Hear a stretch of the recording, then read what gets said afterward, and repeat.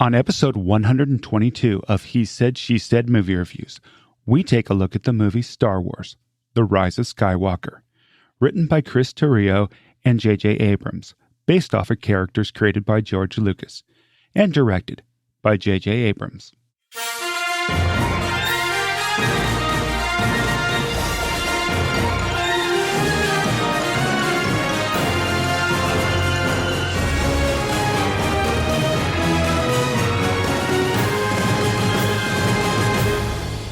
Welcome to He Said, She Said movie reviews. This is the podcast where a happily married couple with similar but different movie tastes take a quick, spoiler-free look at the movies, helping you make the right decision before your next movie. I'm your host, Tim. And I'm April. So we got to see Star Wars, The Rise of Skywalker. Just a big shout out to my friends at the What's Up Dudwoody podcast, Justin and Matt, for inviting me to see it a day early. I really appreciate it. And April chose not to go for some strange reason. Of course, she's not a big Star Wars fan, and we probably didn't want her on this episode of the podcast anyways. So once again, playing the part of April, I am joined by Justin from What's Up Dudwoody podcast. I'm the same age as Star Wars, so I'm the perfect guy to be on this pod. I'm 42. Sometimes I forget how old I am, and I just go, how old is Star Wars? I go, okay, all right, same number. And a quick note, the reason why Justin's on here, April saw The Rise of Skywalker, 0. Justin has seen it. How many times, Justin? 3 times now. In how many days? 5 days. There you go. So it's a good batting average. We have an expert on the show. So I give this movie, I'm going to give it 2 ratings. I'm going to give it a rating from a Star Wars fan, which it was a 5 as a Star Wars fan. As a movie critic, I got to say it was only a 3, maybe a 3.5. There's some problems with the movie from just a movie perspective, but we'll get into that in a minute. How about you, Justin? Well, your 3.5 is like, on a scale of 100, then it's like a 65 or something like that, which is what most of the aggregate of all the reviews are coming in right now. Yeah, I consider a 3 like a C. 3.5 is like a C plus. So yeah, and I think that's what a lot of reviewers are doing. They're looking at this as a movie, not looking at it as a Star Wars movie. And yeah, Star Wars movie, it's either a 5 or like a 4.5, 4.75. It's right up there. I think it does a really good job of wrapping up the Star Wars or the Skywalker saga, right? Would you agree with that?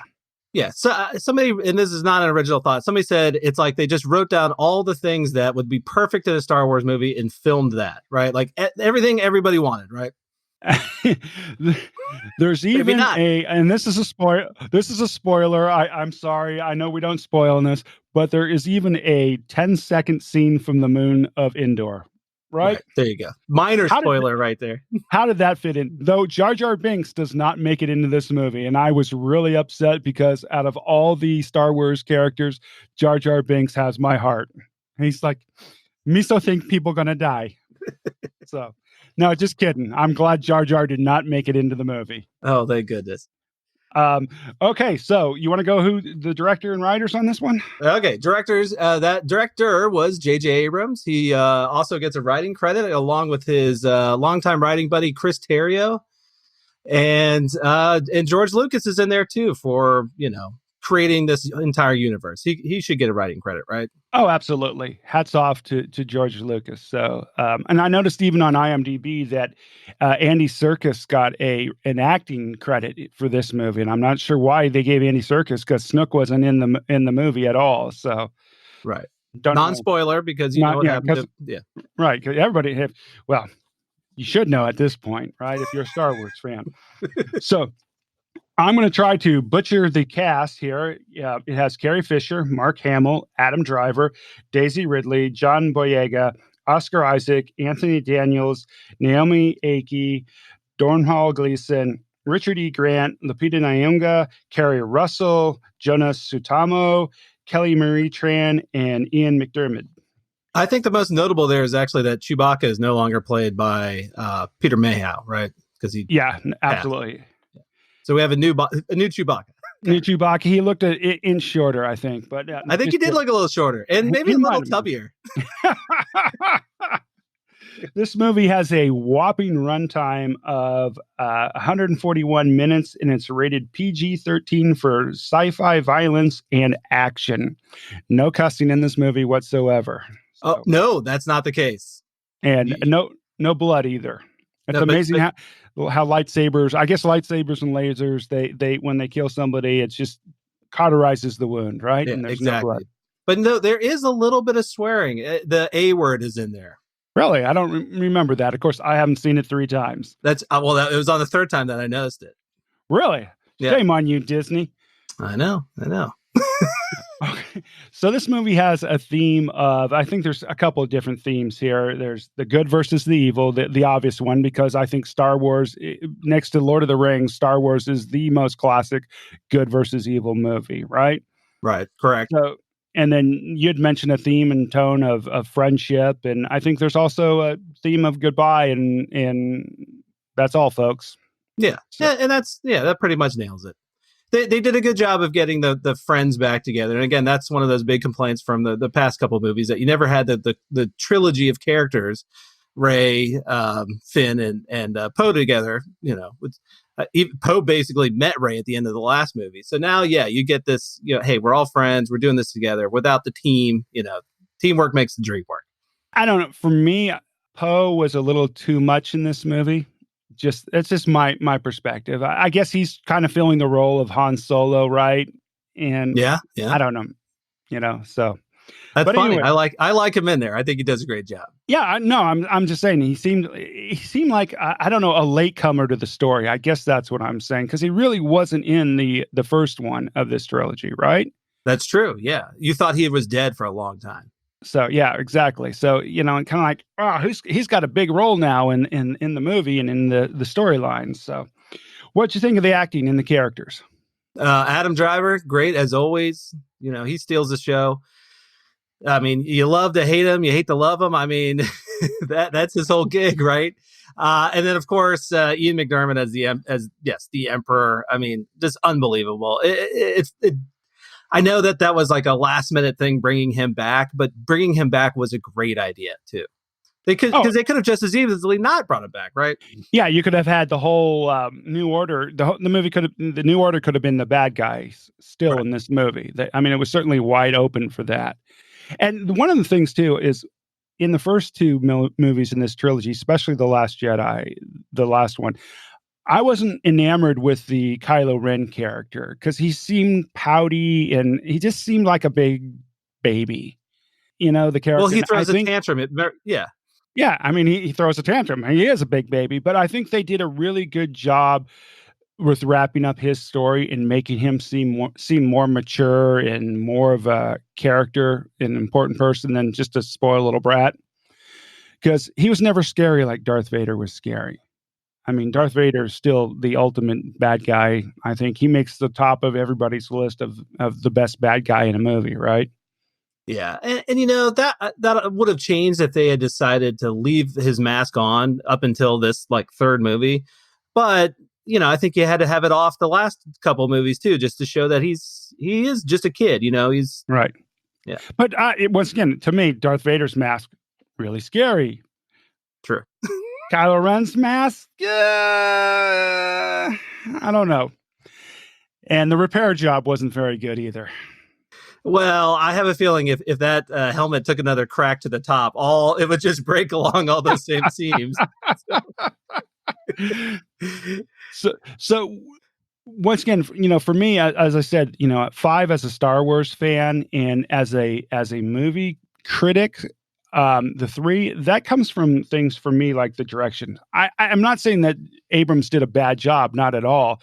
I just what I was thinking was that for example, in the Star Wars New Hope movie, there was 15, 16 scenes throughout the movie. It very much followed the hero's journey. You knew where the first act ended, you knew where the second act started, and every scene. And there was a lot of character development. This movie, they just tried to cram way too much into it. There was probably 75, 80 scenes in a 141-minute movie. That means each scene's getting 2 or 3 minutes. So, there were some scenes practically in there that were less than 30 seconds. and you're kind of like, what just happened there? But you've seen it 3 times, probably have picked up every scene at this point. Yeah, it's a lot easier to, and I don't want to say it was hard to follow the first time around, but in a sense it sort of was, because you're sitting there trying to absorb what you just saw, and then if you space out for half a moment, then you don't know where the team is off to go find the next MacGuffin in that the first and second act. And I was thinking about, the original trilogy, and were there any real MacGuffins in that where it's like, okay, we got to go find this to get this? There just wasn't a lot of that. No, there wasn't. And that's where I think they kind of, with this one, the writers, Abrams, sat down and they said, we have to include this, we have to include this, we have to include this, we have to include this. How are we going to get to each one of those pieces? Right? Yeah. So I think that was where the movie kind of fell along. The score, man, it's a Star Wars movie. I mean, how many Star Wars soundtracks do you own? Well, all of them through Apple Music, right? I leased them all. Yeah, I still somewhere I have it sitting here in the basement here. I have my original Star Wars album, the LP. Yeah. So, and that thing got a lot of usage back in 1979. So, but and it's like a best of in terms of the score, because you've got Luke and Leia's theme that you don't actually hear too often. Their theme from Return of the Jedi. I think the only thing that was actually missing in the movie was that the Duel of Fates track, but they played that a lot during the trailers too. So I think they were trying to pull in some of that prequel, the kids that were born with the prequels, say, hey, this is this one's for you guys too. Cinematography, it was a beautiful movie. Yeah, of course. Right? Oh, definitely. I mean, my big gripe a lot of times in movies is when movies are filmed in the dark, and in Star Wars, heck, a lot of it's in space, right? Yeah. So it's in the dark. A lot of movies that are filmed in the dark, I can't see them on the screen. And that nothing bugs me more than having an action scene in the dark and you're like, hey, what's going on up there? I can't see it. Show me, Everything, the cinematography in this movie was beautiful, right? Yeah. A lot of blues at the end, and it probably our most well-lit space battle, because it wasn't entirely, we're upper atmosphere. So it looked great, yeah. And as far as production design and special effects, once again, this whole movie, it's 141 minutes of eye candy and nonstop eye candy. Great, and that's battle scene. That's some of the fun of it. Yeah, that's some of the fun of going to a Star Wars movie, is just you can tell that there's things that looked gorgeous on paper. Some guy drew it out and they're like, yes, that's exactly what we want. And they probably made him do it 20 times to get it perfect. And then they filmed that, And this is not a spoiler for the movie at all, because it was in the trailer. And like we said, trailers fair game, because hopefully everybody by now has seen the trailer at least 1,000 times. That fight scene between Rey and Kylo on the thing sticking out on the water, we never really found. I guess it's part of the death. Well, that could be a spoiler, right? No, but I think that made that clear in the trailers. That's the Death Star. Yeah, but that scene, that lightsaber scene, that fight, man, that was cool. One of the best. Love that. Editing, well, the movie jumped around so much. I mean, if you want to complain about anything, you can complain about the editing, right? So yeah, if you consider that the editor's fault, I think it's more the writer's fault. Yeah, absolutely. Pace, it was too fast. It was too fast. It was definitely too fast. There was zero room for character development. But at this point in the series and the trilogy, right? Do you really need to develop characters? They did introduce the new character, right? I got to go back to the front page. Wasn't Zora? She new? Carrie Russell's character? She's new. Jana, she was new. So you did have some new characters, but you got it's like, okay, Zora just was thrown in there, and apparently she was somebody in Poe's background, and it didn't even need to be Carrie Russell, because she never really took off her helmet, right? So it could have been any actress in that suit. So it's less character development. It's more potential spin-offs for Disney Plus, right? There you go. I guess, yeah, you're going to have the story of Poe, right? And I think, yes. And I think we might see a Lando TV show. Let's put it that way. Yeah, there you go. The dialogue, hey, it was a Star Wars movie. You weren't expecting Shakespeare, were you? Right? No, of course not. But I think you get better banter in this one than the other two of this sequel series. I mean, this trilogy sequels. Yeah. There wasn't time for dumb lines, right? It was like, hey, we got to fit this all in, so let's cut out all the dumb lines. You didn't get any of the Arnold Schwarzenegger kind of stuff. I'll be back, and no, none of that. Yeah, I don't know if anything ever is going to be quotable out of the movie, where you'll hear people walking around with quotes from the Rise of Skywalker, and you do get to know. This is not a spoiler because you should know this. That I'm not going to tell you what it is, but you do get to find out who Rey is finally. Yeah, right. So you don't have to hold your breath. You get to find out who Rey is. You may or may not like it. You may or may not like it, and you also get to find out the meaning of the name of the movie, The Rise of Skywalker, right? Yeah. So, and that's actually not what I thought it was going to be. Yeah, me neither. They did surprise you a little bit with some of the things in this movie. I think they did a really good job of keeping the secrets guarded, right? Yeah, no, they did a great job. I mean, the whole third act, even seeing it 3 times, there was still beats in there that was like, I'm sitting there wiping a tear off my face. I'm sitting 2 away from my mom trying to act like I'm not, something just flew in there.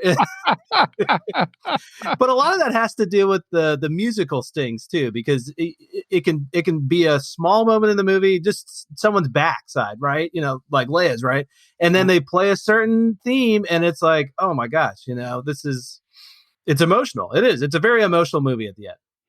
People, I agree with you. And people, if they've listened to this podcast for a while, and they would have heard the review that I gave The Last Jedi, and I wasn't a big fan of The Last Jedi. The first time I saw the trailer for this movie in the movie theater, I got a little misty-eyed, I have to admit, and I got goosebumps standing out on my arms when the music started up, and I was really excited to see this movie. So, and I'm happy I did, and it led up to everything, and I enjoyed it. I guess if you're not a Star Wars fan or you're very hypercritical of movies, you might not like this, but it was awesome. Yeah. If you are a true Star Wars fan, I think there's no way you're not going to appreciate this. And I noticed up on Rotten Tomatoes, the audience reviews are 86, 90%. So people are clearly, feeling it. Right. And I agree with you. So once again, both Justin and I give this as a movie, 3.5 stars, and as a Star Wars movie, 4.5 to 5 stars. Hey, you got to see this, and you got to see it in the big screen. Go see it on the biggest screen that you can see it. I mean, if it's showing on IMAX near you, go see it on IMAX. It's worth it. The whole movie's eye candy. And then go see it again so you can process it. And then a third time so you can get those 20-second scenes, right? Exactly. All right. So we really appreciate you, and I really appreciate you, Justin, for taking the time out of your busy day and to review this with me. If you're ever in Sandy Springs, Georgia, please go see a movie at the Springs Cinema and Tap House. It's the only heated seats in Georgia. You got to love it. We thank you a lot, and we'll see you at the movies. See you next time.